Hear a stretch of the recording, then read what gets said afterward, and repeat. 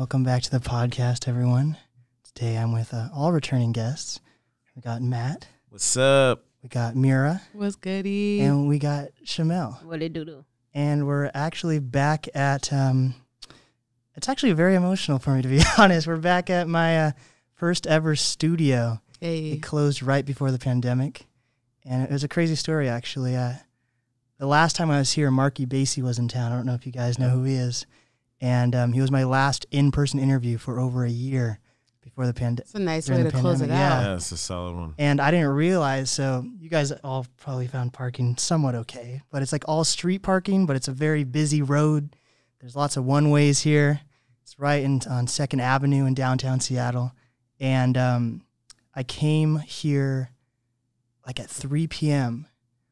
in March, the early March, and I had never been here that early. I usually do evenings. And I didn't realize where I park turns into a bus lane. Oh, so I go to yes, I go into the studio for like 10 minutes. Come back out, my car's gone. Dang, they moved with the quickness. Yes, and I went to get to the tow yard. It was like $300 to get my car back, and I barely made it to the concert. But I was like, that was a crazy time. And then right after that, the pandemic hit, and I was working as a. It sounds way fancier than it is, but I was working as a brand ambassador for this produce company in Vancouver, Washington.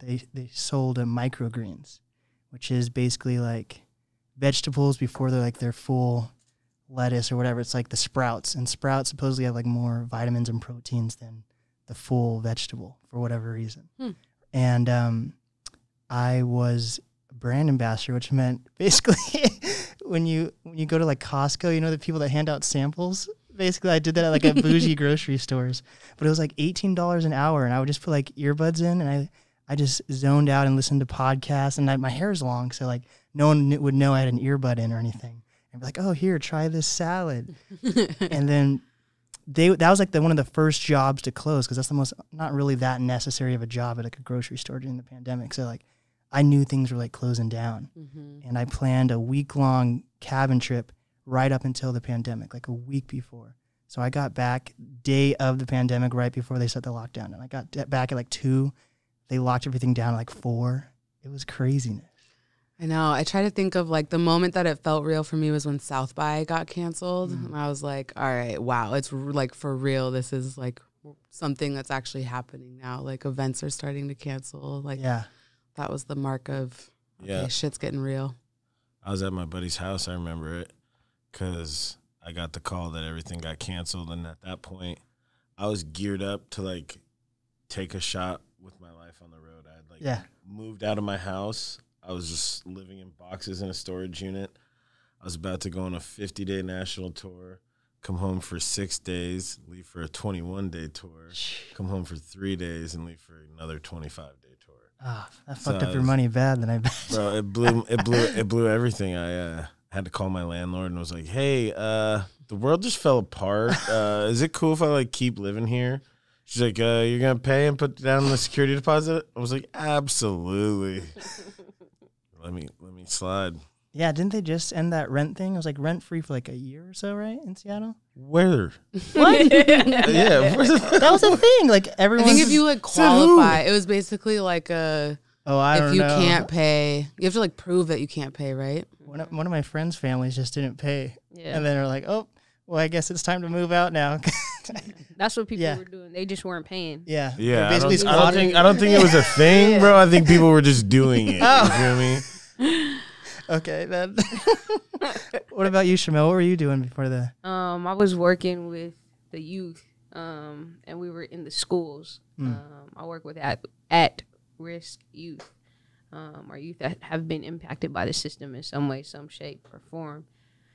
And we were just waiting to hear what the schools and stuff were going to do and how that was going down. I was supposed to be going overseas because it was going to be like midwinter break or something to start touring and networking and connecting and stuff like that. And then that got kiboshed because they were like, oh, yeah, you can't even go to a grocery store. Was this going to be like all your guys' first tours? Or? Well, they were doing something separate. We're oh, wow. We're balls deep in it. Facts. So like the beginning of the year, is that when people want to go on tour, or like is that tour season or something? Well, the spring, Right. because South by's in March, and so we're starting there and then going from there, full 50 days around the country. What about you? Were you going by yourself, or were you with like Yeah, I was by myself. I'm a solo artist, so Oh, true. you know, I was gonna hit South by Southwest, the AC3, Revolt Music Conference. I was gonna help out a friend at the Essence Festival. I had made some connections over in London with a PR firm over there, and was just gonna go meet in person, see how they got down and stuff like that. I had done some collabs with a guy in Hungary and France, so it was just gonna go touch all those people in person, because everything that we had been doing up until that point was just internet. So Right. Sheesh. And now you guys just got back from London. Is that kind of like a full circle moment for some of you guys? facts. Yeah, it was real reconfirming that, we just need to get on the road. Yeah. You guys flew there, yeah? Mhm. I guess you can't drive to can you drive to London? That would be some chitty chitty bang bang floating car moments for sure. But if anyone could find a way, I feel like this is the crew that would That's do crazy. So who started the idea, or did you guys get called down there, or how did that start? Yeah, so the BBC World Service actually came here to Seattle, and we did a performance for them, and then we showed them such a good time here in Seattle that they invited us over to come hang Wow. there. And Mira really stepped up at the last little leg of the trip and got us a bunch of shows and got us all dialed in and tapped in out there. So we just went and played 12 times in 9 days and slid back home. Went straight, played a show in Bellingham. Jeez. Got like 2 more shows this week. Back at it. Doesn't stop. Now we're on the NAS podcast. Dang. So how did you get connected with Shamel and the Martial Law Band? How did I? So, I mean, as our like music scene in the city is so, everyone knows everyone. So I think I don't even know the beginning of how it started. I feel like I obviously work with Scarlett Park, who had done some stuff with Martial Law Band. And so we all we're always working on events together. Park Ave has done some stuff with a lot of the events that MLB curates. And so we all just kind of work together project by project. And then they've just become like fam and really close friends. So when I have clients over in the UK that I work with, and I just my whole gut was like, yo, you guys need to come out here. You guys you'll be really well received here. I think your music will be really appreciated. And so it was something that we had like kind of put a pin in, obviously, with COVID. And then when BBC happened for the band, it was like an obvious, like, okay, they want you here. We have other stuff lined up for you guys. Like, now's the time. And Right. I think everyone gets to that point during the pandemic where you realize, like, I can't wait for this to end. This isn't 10 days to stop the spread. This is just a new way of life right now. So we just kind of were like, all right, it's time to make that move. And Shamel has just been doing stuff with the band too, so we got to meet that way. And everyone knows everyone in this city, so it's just been kind of a perk of getting to work with You have them. a little bit of a background in like booking, so that makes Yeah, I've done some tours. I had 4 tours that we had to cancel when COVID first hit. So it felt really good to just kind of be back on the road and back at it and back in the element. That's awesome. So what's it like to? So the whole band went plus Tara Nobody and Shamel. Tara Nobody, Shamel, and MLB. That must have Repping been the crazy. city, mad proper.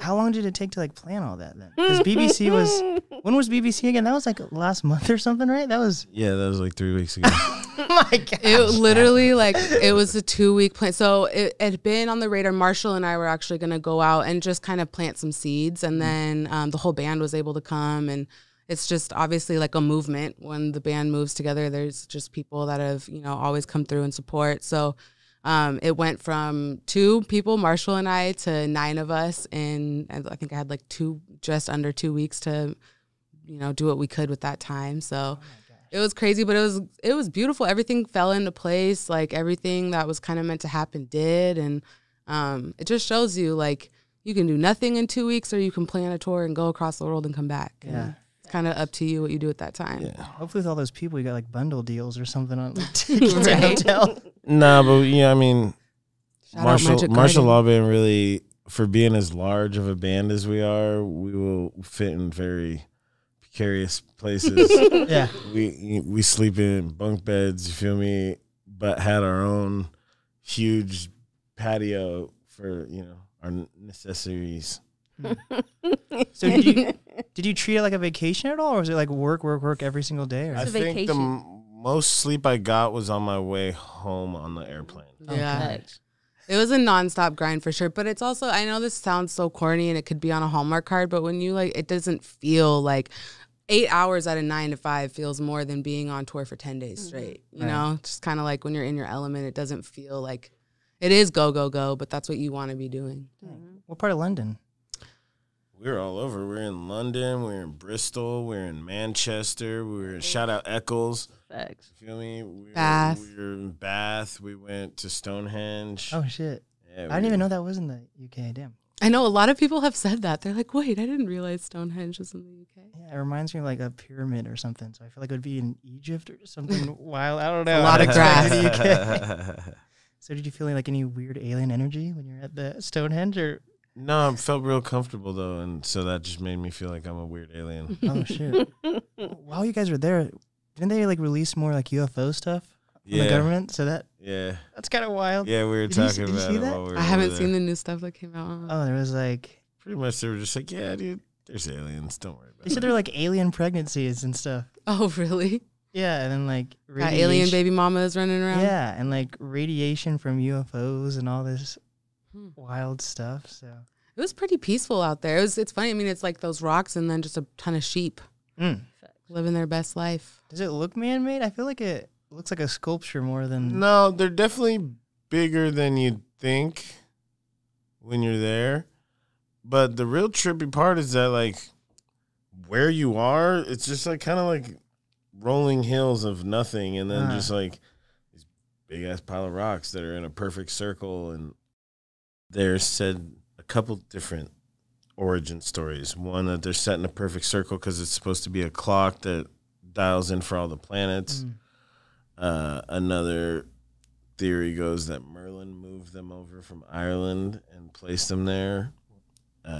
Another one is that the aliens made them and were like, this is a sweet spot to Someone hang out. strong was definitely involved. And what do you guys believe? I'm going with aliens.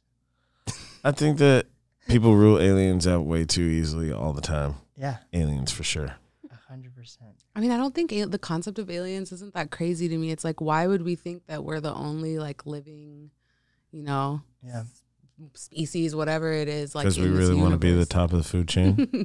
we can be the top of what we want, but reality's reality. Wait, There's so got to had be something going on outside of here. you guys all been to the UK before, or is that? No, never. Oh, wow.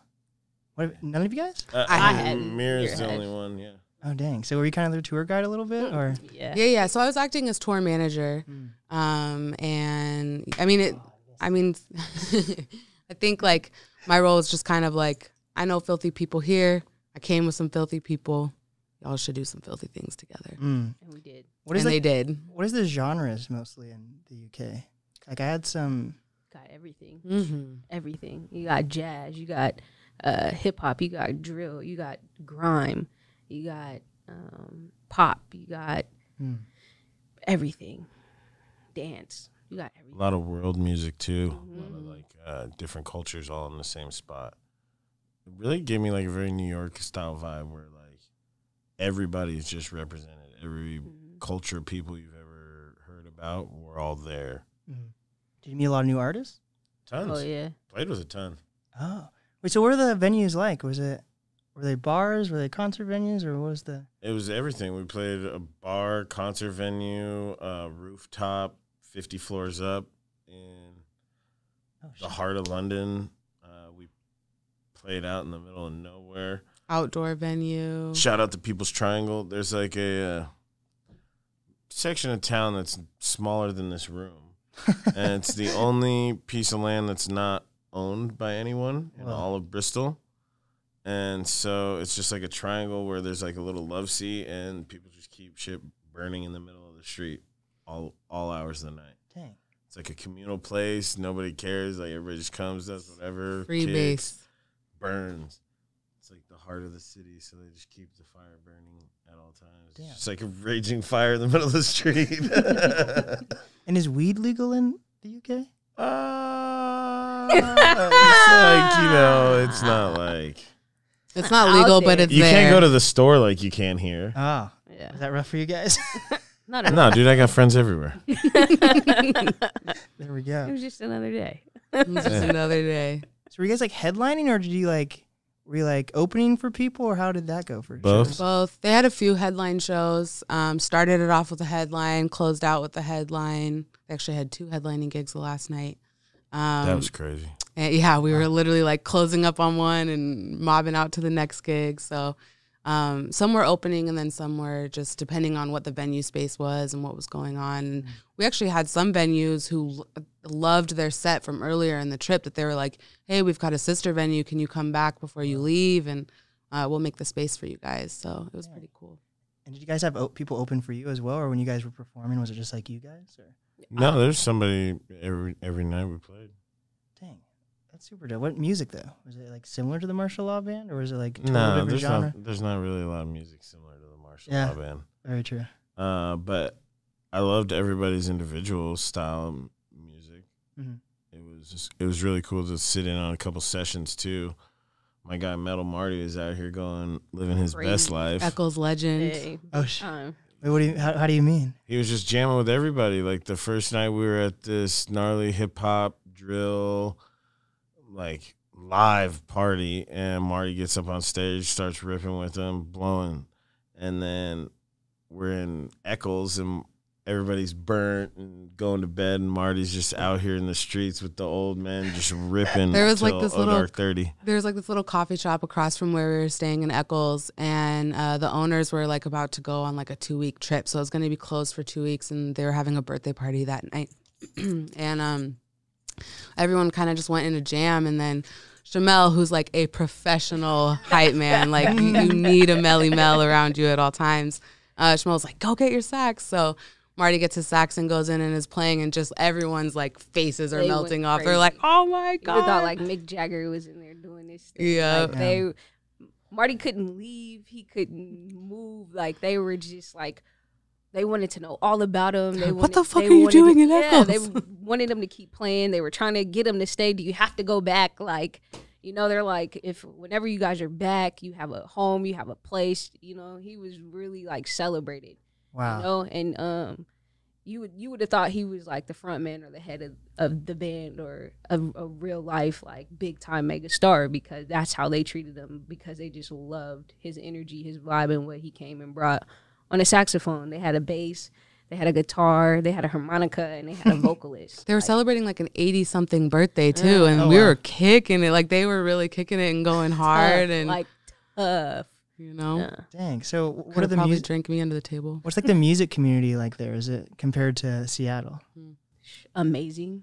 A lot of people were there to absorb the music. Like they sat and were really engaged and really like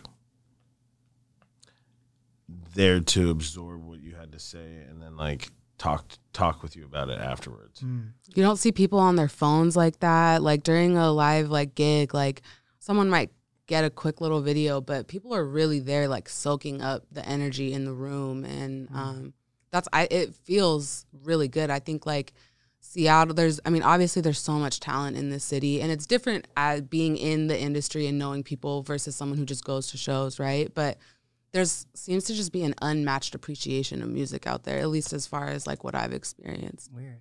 So they're all dancing and just having a good old time. And engaged, like really paying attention and present, you know. Yeah. Shout out Steam Down. We was at Steam Down went Matt crazy. Shout out Joy. Pie House, right? So on that Wednesday, and we caught this group called Steam Down, right? So we walk in, we go upstairs, downstairs. I'm thinking the way it was set up, like nobody is supposed to have their phones out or be on their phones, because when I tell you not one person was Wow. on their phone. And the house was packed. That I'm talking, we're like this. Not one person was on their phone. They were hanging on to every word, every note, every anything, and just like in a trance. Feeding off each other. And the energy, because of what they were giving and what they were doing, like they were phenomenal. You hear me? Like nothing, you know. And everything we went to, from jam nights to shows, like we're talking about Tuesday, Wednesday, Thursday, days of the week packed. People are paying to come to a jam night, to come to an open mic. you feel me, appreciating the art, the artists, the creators, you feel me, like no problem. Then they brought us up in the middle of their set and just started subbing in. Facts. Their sax player put his sax down, brought Marty up. Marty starts blowing. Marshall spits a verse. Me and the drummer swapped while still playing. People were like, I didn't even notice you guys switched. Yeah, they said that the band's manager was like, we didn't even realize that Benji and Matt had switched. And like, this is like the drummer of London right now. So it's really cool to like see like obviously a Seattle staple coming out and watching just like different musicians meet. Obviously like saxophonist Marty and the other guy meeting and like keys and just really like the drummer like hopped off and Matt swooped in and it was just so seamless and it was just a really fun like jam night and everyone was really, the energy was just like We went to Troy Bar. amazing. And the house band, the bass guitarist just won a Grammy for the Kendrick track. The Kendrick track. Oh, Family Ties? Don't get me to lying. I think it's Family Ties. Did Family Ties win? It's the one with him and Baby Keem? what's his face? What's the guy's name? Not his cousin? Is it his cousin or? The young guy. Yeah, Baby Keem, I think. No? Yeah. King. Yeah, okay. Baby King, yeah, something like that. Oh, I didn't even know they won an award. Yeah. Dude, the Grammys this year was kind of whack, in my opinion. This was moved last minute to Vegas. Yeah. Everybody was too busy still talking about the Oscars. Yeah, very true. So that's Shout out my guy Samuel Jackson, Lifetime Achievement Award. Nobody talking Yeah, about it. no one is saying for And real. Questlove. Shout out my guy Questlove, Film of the Year. But, you know, we don't need to talk about that either. That's an interesting thing you say about the audiences there, because even like when a big act comes to Seattle, everyone's still on their phones, Yeah. and like no one in Seattle really knows how to dance either. So you know, it's like it doesn't have to be hip hop; it could be a band, it could be anything. Everyone's just kind of like standing still. They get mad clammed up. Yo, Yeah, in the UK, they don't care, bro. People doing the wiggle. Everything. Nobody gives a Right, fuck. living their best life. I think also though, you know, I don't think this is specific to Seattle, but I think it's prevalent in America for sure. It's like a lot of people are going to events to show that they went to an event, right? Like you want to show, oh, I'm somewhere cool, I'm with some cool people, and so your mind state is, what can I do for my story on IG? yeah, Versus like in London, it's like, yo, I'm trying to be around some live music tonight. Like, where's the night that it's most popping? That's where you'll find me. So I think like, and that's not to say that there's not nights like that here, but it's the norm over Right. there. Is there tangible evidence of like taking videos helping artists, like marketing wise? You know, like when everyone's on their phones, does that really translate? Really, do you feel? How many times have you seen somebody's bad audio cell phone video like this, and Yeah. we're like, wow, I need to replay that. That's very true. You feel me? People want to get this recording of some show they're at, and then you go back and listen to it on your phone when you're not in a really loud place, and it just sounds like you're in a really loud place. Yeah, Right. Yeah. Just, Whoa! You feel me? In the background, you're not getting I mean, I think none it of that helps. footage, and Yeah. you miss the whole experience. Yeah. I Yeah. think it helps your algorithm, right? If you have a bunch of people posting that you're there, you're getting tagged a lot. Cool. But what's way more powerful than that is having hundreds of people who want to be where you are to soak up the energy with you. Like having 50 people who will post about you on Instagram is nowhere near as powerful as having 50 people who will travel to a show you're performing and stand in line and go. So dang. I think that's the energy where it's like really beautiful to like experience as a musician or creative, because it's like the motive for everyone is the same, which is to jam.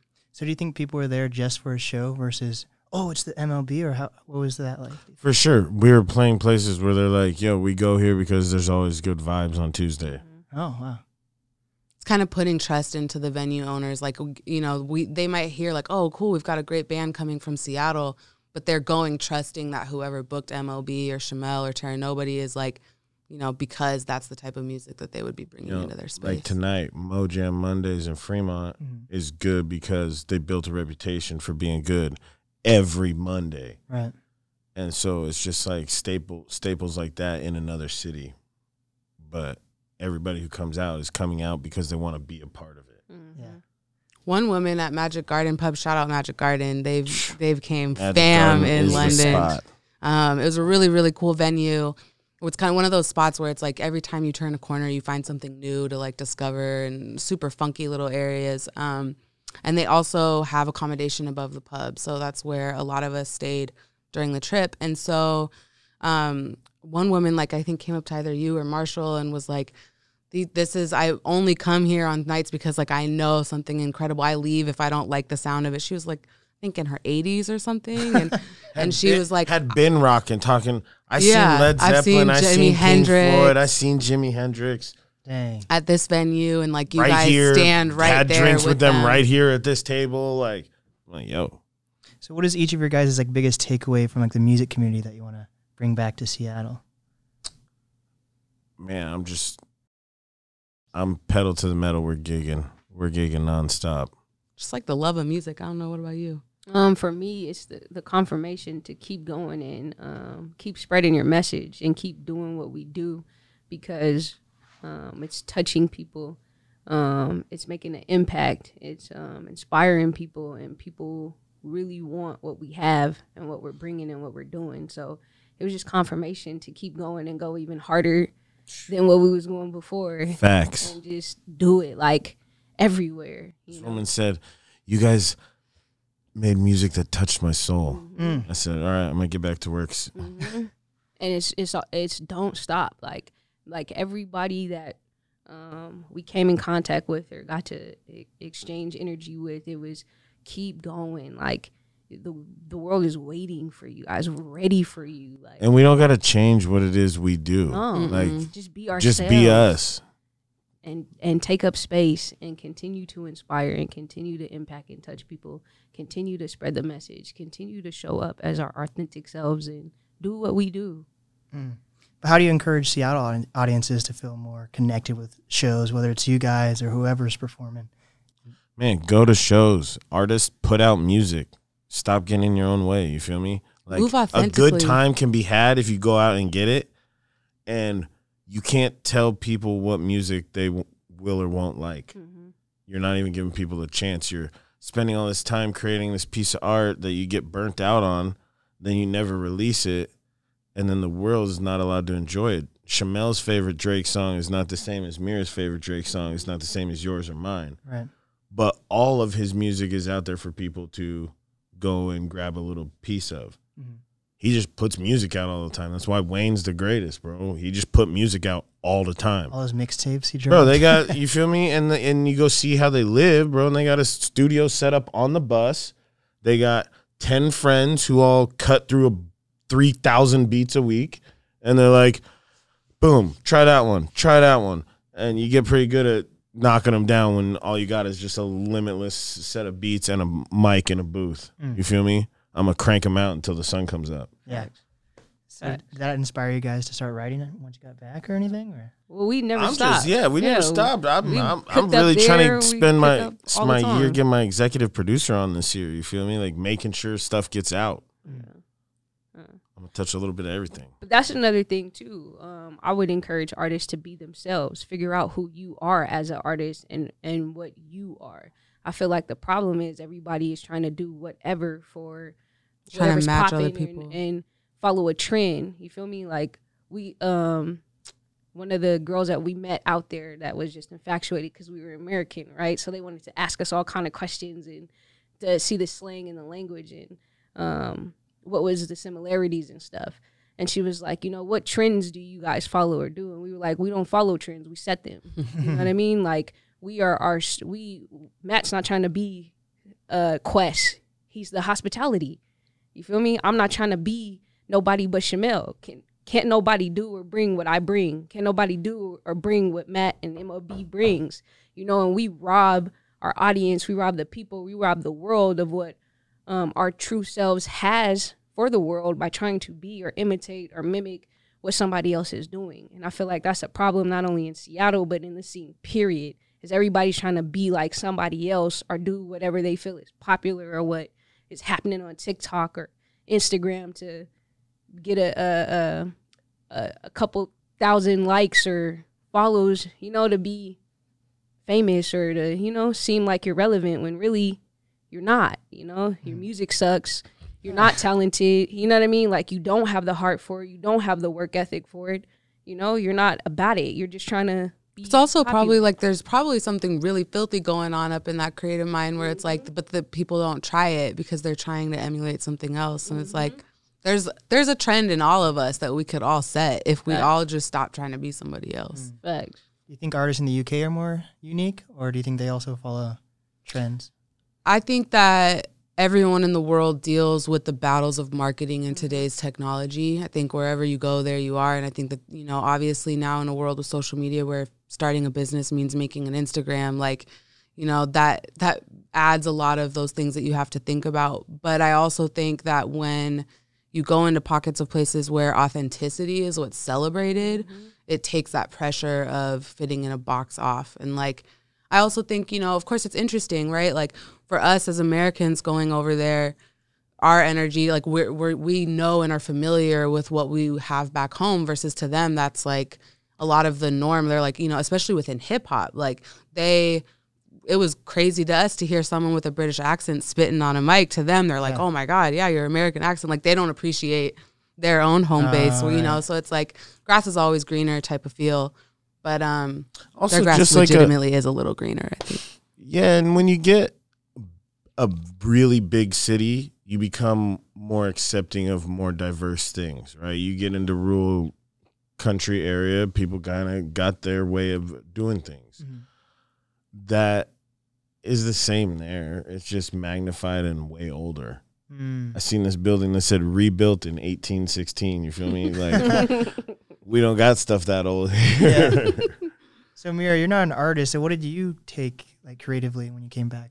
Yeah, like for me, I think as just the role that I get to play with different musicians, for my mind's always, I'm hearing music and I'm seeing the video, I'm seeing a campaign, I'm seeing like how to creatively create a campaign around whatever's going on. So for me, it was just, it's always important for me to be around music, not playing it, but just being in that atmosphere and getting to kind of move behind the scenes and make sure people have what they need. So for me, it was really nice to, again, like kind of think of different people in London or Manchester or wherever that are really like good at what they do and kind of connecting the dots where it was needed and just being like, you know, I'm out here with some really filthy people. You guys should get together. Did you connect with any like managers out there too? Yeah, I've gotten to. And also like shout out Steam Down and Joy, who's a really good friend of mine, who just kind of always opens up the door and shows what's going on. She's who invited us to Steam Down that night.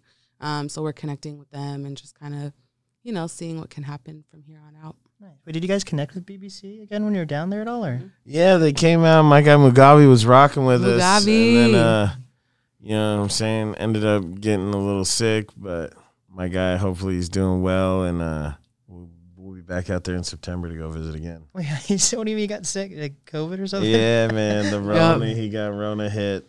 You guys hear about the Frankenstein variant? Yeah, man, that's what's going through the UK right now. Oh shit! It was funny, like, because we were like on the trip, and then while we were over there, they switched it. You had to like get a negative COVID test to fly home. Oh wow! And then when we figure that out, we get a text from BBC, who we had just hung out with the night before, being like, "I have COVID." We were like, "No," but shit. we were all okay. Yeah, everybody made it home safe. Yep. Dang. What were your guys' like goals going into the UK? To rock as much as possible. Yeah. Mission accomplished. Network, connect. I had got a stack of like flyers, like just promoting like my socials and my where like you can find my music and stuff. So just to come home with none and meet people and connections to where I can be like, if I come back, I can go rock anywhere, to touch as many stages as possible, to meet as many people as possible, to see the whole layout as much as possible. Like I told them even before going, like the only sleep that's happening is on the plane right there, and on the plane right home. And you can ask them. We were outside the whole time. We stay outside. Like just to network and connect. Like, you know, you got 10 days to meet as many people as possible, touch as many stages as possible, connect with as much of the culture and the life as possible. Like, you know, you asked about a vacation, like there's no time to kick it. There's no time to be like, oh wow, like no, we're grinding. And it's not really glorified like people think. You feel me? Like I think I showered twice in 10 days. Like, we were living out of a suitcase on the go, popping up places. Like you're stoked if you can brush your teeth with a water bottle on the side of the road. Like it's a labor of love and passion always. Yeah. Like, we do this because we want to do this. Right. Like I brought Riding with suitcases on Oh your my lap. God. like literally I brought recording material, you know, interface, MIDI, mic. Like we never know what opportunity was gonna present itself whenever. However, we just have to be ready at all times. We could have been at the airport and, you know, you two walked in and be like, "Oh, you guys want to do? Yeah, we're out. We're out of here. Let's go." Like, you know, you just never know when and how it's gonna present itself. We just have to be ready. Dang. And last time I saw you, you had crutches. So when Yeah, did you man. get off your crutches? Not too And long I ago, shared a actually. cane. Yeah. Depending on the day and how long I had to walk, you know. I'm actually still going through like physical therapy with it and like, healing. So Wait, tell people what you were like surfing or something. no, dude, I wish it was way less complicated. So I had like tore my ACL playing ball with the martial law band earlier last year, and then like 2 weeks after I finished physical therapy, I broke my leg and tore all the other ligaments in my leg.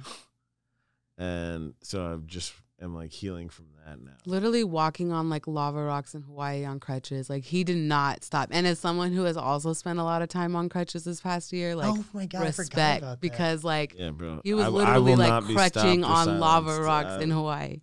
I think I missed one show. And that was like because we had a show the day after I had surgery, and I was like Dang. really high on painkillers. You didn't have to bring your drums, did you? They probably had drums at the Bro, base. I tuned 5 different drum kits while I was over there, and any drummer out there knows tuning someone else's drums sucks. So yeah, I left a little bit of my knuckle in London. Oh wow. Worse scars. Yeah. Very nice. So, what was the importance of like BBC coming to Seattle? Do you think that will actually help shine like a spotlight on what's going on here, or open up the scene No, more? like I think 6 of my friends saw it, Really? but abroad more people saw it. Yeah. Mm. I would say it has more impact And- over there. And like just telling people that we had done the BBC, automatically you could see their demeanor change towards us. Like when you tell someone, "Oh yeah, what do you do?" "Oh, I play in a band." Everybody goes, "Yeah, uh-huh." And then you're like, "Actually, my band's pretty tight. We were up for a Pulitzer Prize. We did a TED Talks. We just did BBC." They're like, "Oh, you're in like a band that Oh, doesn't you're like a suck. band You're like a band. band." I'm like, "Well, what did you think I meant when I said I was in a band?" Like, yeah. people automatically assume you suck until you prove otherwise. You've been building like a pretty good resume lately. So. You know what I'm saying? Still, same response. Why do you think people in Seattle didn't really appreciate it as much? Do you think?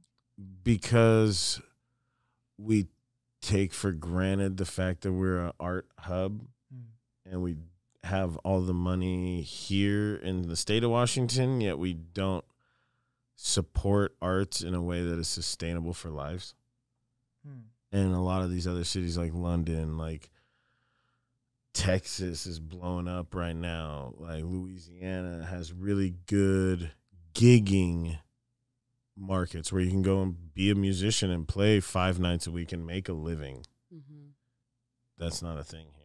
It's also really popular, you know, in London and just in Europe in general.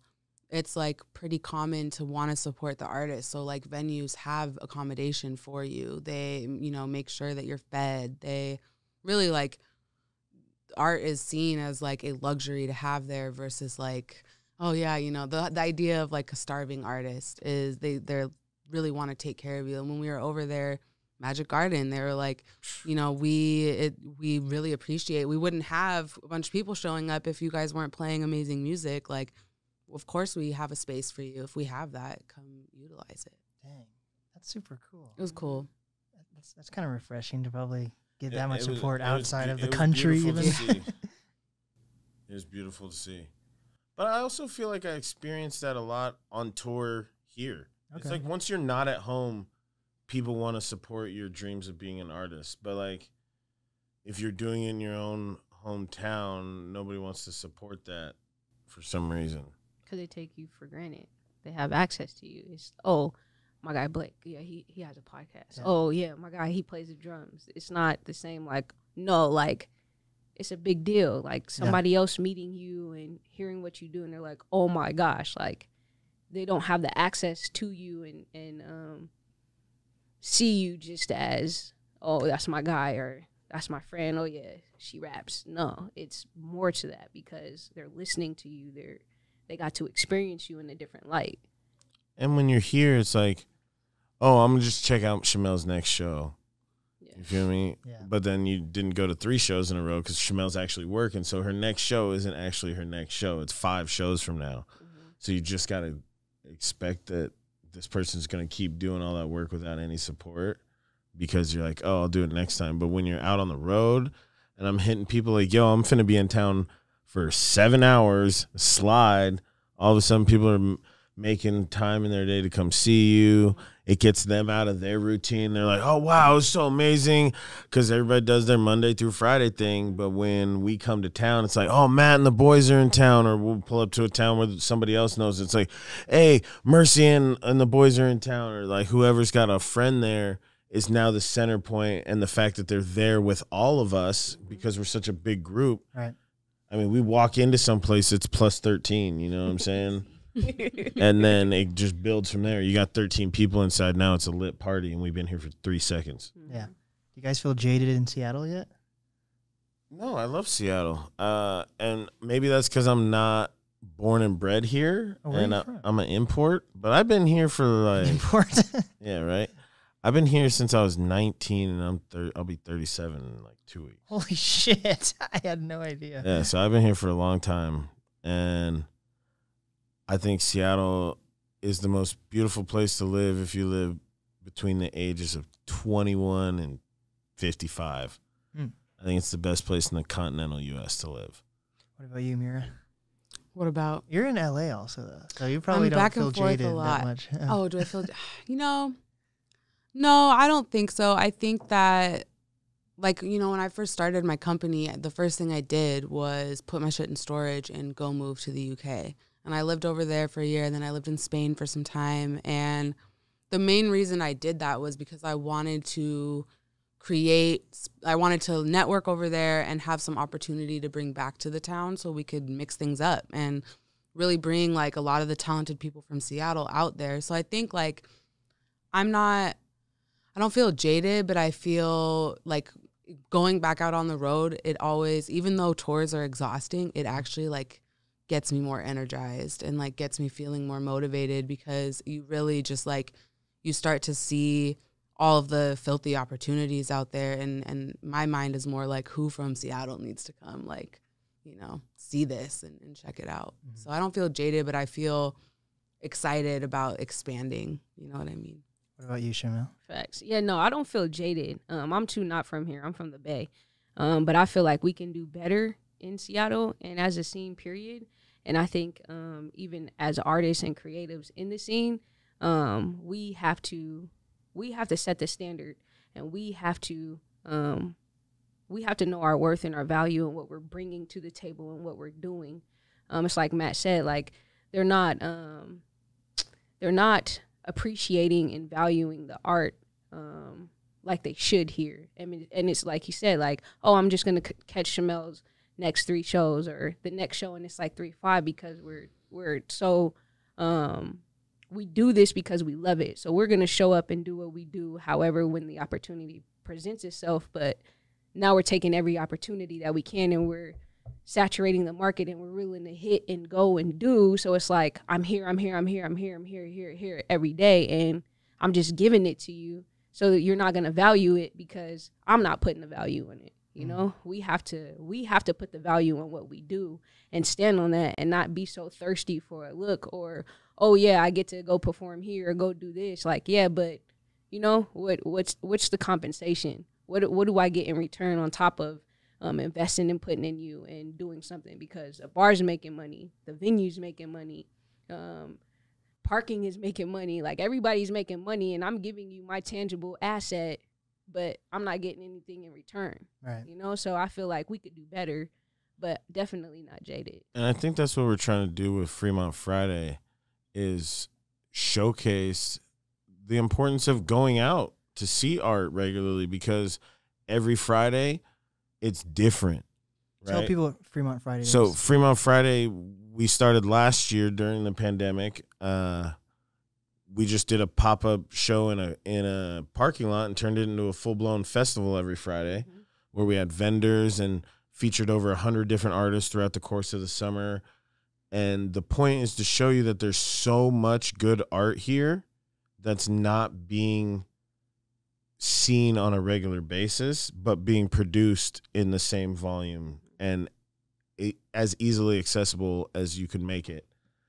And now we're harnessing that and showing that, and we're approaching these big companies like, look, if you want to be a big company in Seattle and you want to occupy this space, then you also have to not pay homage, but support the community that is making it the place you want it to be. You know, when we have big companies like Google and Amazon and Costco and Starbucks and Boeing here based out of Seattle, but we can't afford to pay our arts department, which makes us a beautiful art city, we're missing a step here. And if you're $1 billion company, trust me, you can afford it. Right. It's also like COVID really, if any time in our lives hasn't shown us more than COVID, it's like people survived based on consuming art, whether they were at home watching hella Netflix or listening to music or drawing or doing photography. Like everyone was stuck at home, and we all have our own vices, but like art really kept a lot of it going. And so I think like just to like go off of that, like it's so important to everyone, but it's not recognized or prioritized. And as far as like acknowledging it, and Fremont Friday's done a really good job of that. Yeah. What are your plans on like building off of last year's Fremont Fridays? So this year we're doing it again, and all those companies I just discussed, I reached out to, and we teamed up with our brothers at Medium Collective, and we're come on, man, say it. We are going to make them respect the arts community, or we're just gonna start blackballing people. Like, if you want a change, you have to be willing to stand for something. So if I don't stand for supporting the art that myself and my friends and my colleagues all make, what's even worth standing for? How do you blackball Starbucks? Easily. Stop giving them your money. Stop mentioning them. Stop going to them. How many mom and pop coffee shops and stands you pass by getting to Starbucks? Support bikini baristas. Nah, not even them. Not even. They got it kicked down too. You know what I mean? They got it kicked down too. Ladybug and all. But that's the point, right? How many coffee shops do you want to go past to go wait in a line for convenience? Right. Yeah. That makes sense. So do you guys learn any new words in the UK that you thought were Bruv. Half of them I can't say on the air in America. We definitely all adopted. Like, I don't know what it is, but anytime I've gone out there with fam from Seattle, everyone starts doing a British accent. What do you mean? No. Everyone starts doing a bad British accent. And my friends in London will just be like, Mira and her American homies, there they are. Like, it's just like, I don't know what it is. But it's also funny if you ask, like 9 times out of 10, if you ask someone over in the UK to do an American accent, you're going to kill it. But it's going to be Valley Girl or country. Yes. Like, that's the two. And I'm like, dang, that really sucks that's what like pops to mind when you think of, but no shade, but there's many more other accents here, right? So, it's just funny, but it's just, I told them before, I was like, get it out your system. Right. Do not go over there doing And then we get there and we're all just like, what's up, bruv? Like, it just instantly is, I don't know what it is, but there's something in the air that just makes you have to. It's being immersed in the culture. My Spanish teacher always said the only way to ever truly learn a language is to be submersed in it. Tell them about the word you found out for when it's not a spliff. Oh, bro. So I'm over here, you know what I'm saying, doing what I do, blowing big tree. And these guys are looking at me cross-eyed. They're like, yo. I'm like, what? And he's like, you're just smoking a Puri, mate. And I said, excuse me? He says, you're just smoking a Puri. I said, I don't know what that is, dude. And I just straight told him like that. He's like, it's just pure, like, it's just weed in there. Just all weed. Oh, And I was like, spliffs are yeah, what they're bro. smoking. And he's like, that's the biggest joint I've ever seen. Because out there, they're smoking spliffs. yeah. And they're smoking tiny Pinners. pinner spliffs. That's what everybody is smoking them. Yeah. I just heard a story about that. I just saw the Alt J concert. They're a band from the UK. Oh, And really? yeah, and the lead singer said the last time he was in Seattle, which was like 10 years ago, he like passed out in the green room because he was getting past joints and he didn't know that it wasn't a spliff. And he just greened out. Bruh. Puries. I was over there and people were like, mate, this weed's amazing. Did you bring it with you? And I was like, no, dude, I got this here. They're like, nah. I was like, yeah, I swear to God, I got it over here. And they're like, you could give me his number. You got a pretty good accent there. Hey, you know, I tried to hide it as much as I could, but I also am a sponge, especially for like linguistics and the rhythmic things Yeah. of life. And they got a funny little pace about them, a bunch of crazy little fucking wankers. Mine's pretty shit if you The consider versatile fact use my of family's fuck over there is beautiful. Yeah. Massive. Everything was real massive. If you're hot, you're fit. That's what they say. The Looking mad chips, fit. the chips was not the vibe, bro. But then the crisp were like the saltiest chips I ever had in my life. Yep. In a good way or bad way? Do you want super salty chips? No, dude, they were like, actually the best bag of chips I had was on the plane. They had these crisps and they were fire. The food on the way to London, Yeah. like on the plane, was great. Shout out Virgin Airlines. That was amazing. They had these little chicken tacos. It was busting out the box. The food on the way home was disrespectful. They served me like a 3 different kind of cheese sandwich. I'm lactose intolerant, so I was just God. not having it at all. On the airplane. They're like, they got cream cheese on this one. They got tomato and cheese on this other one. And they're both topped with this other kind of cheese. I was like, yo, I'm off all this. Then they served us like a scone with like raisins in it. Not the vibe. I was Were just you like, really banking on good airplane food though? yo, the airplane, I'm telling you, shout out Virgin. On the way there, Virgin does come in the clutch. food was so fire that me and the bass player, we ordered a second round, and the lady thought we were such nice Americans with our cute accents. She totally brought us another round of food on the airplane. wow. So I was stoked on the way there. On the way back, I was Funny. very sad. When you lived in the UK, did you ever develop an accent? Because some of my friends that moved to the UK, when they come back, they have to like learn to speak American again. I didn't, but so my dad's actually from there. Mm. And so I kind of grew up visiting my grandparents and stuff over there. And my mom said that like the first, because I would always go in the summertime and then come back right before school. And my mom said it was always like 8-year-old me, first day of school, just talking really proper. And then it would kind of like fade out as I was back home for a while. So I did it a lot more Everything when I was was real younger. proper. Real Dang. proper. Do you have any like crazy food in the UK?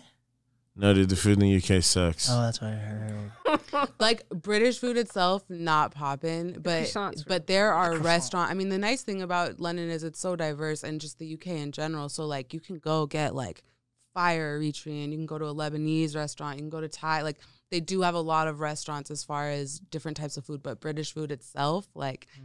I always joke that they think like mayo is spicy because it's just like no. Cuddy, Nothing's I easy. asked for a side of hot sauce. They gave me this chili paste, and we busted it open. I swear to God, it was repackaged ketchup. Oh God. I was like, yo, this is what they gave me for the hot wings. They're obsessed with fried chicken. KFC is like I never McDonald's seen of- so many fried chicken joints everywhere. And pizza. Yep. But their pizza is fire, and it's light. Like it's not like our pizza here. She must have had different pizza because we tried it like 3 times. It sucked every time. Really? The one I had was yeah, we had we had some bomb pizza. You just gotta know where to go. Yeah. Do you know? You probably know where to go then. I feel very like I Dude, the gas I have like a station. list going. Gas The station. gas station is not the same as like a gas station here. It's like a mini mall. They got the food court. They got a nice little shower area, little nap station. There's a nap It was station. cracking. Little fresh little pastries and little lady in the front corner selling them to you. It was a nice little gas station stop. I was like, yo, this is respectable. And what are like the everyday people like compared to the United States? very friendly. But They said drink it was during the because day. Oh. we were American, you know. But to me, it was like they were super friendly, very welcoming. I think that was like the biggest cultural thing. Like every bar we went to or pub had like families in it.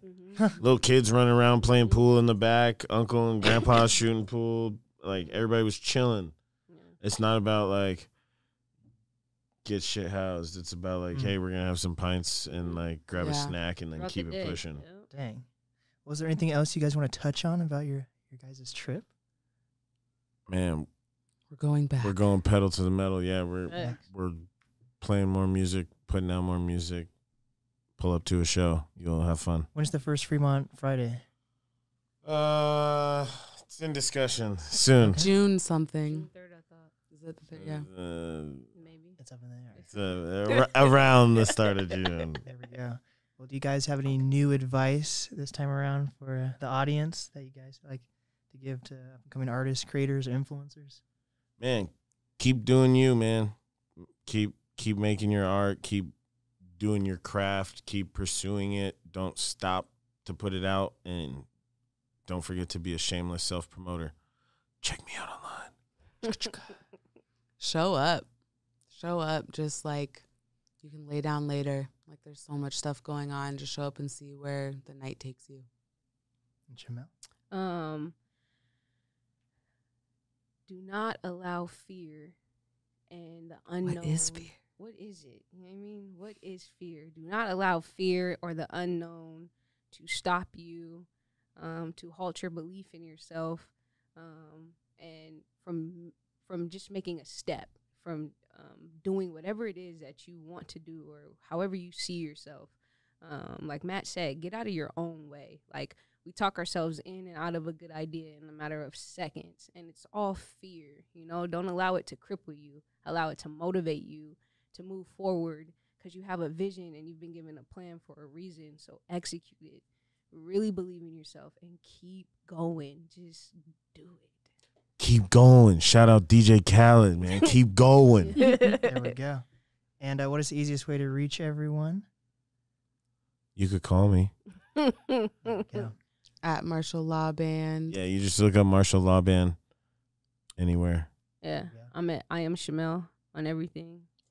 Craft PR. Facts. You can check out the whatisfear.co merch. You know, so we outside. Go buy some merch. MartialLawBand.love. Let's Hell go. yeah. It's been the NAS podcast with The hospitality. and Mira Craft. And I am Shamel. we did it.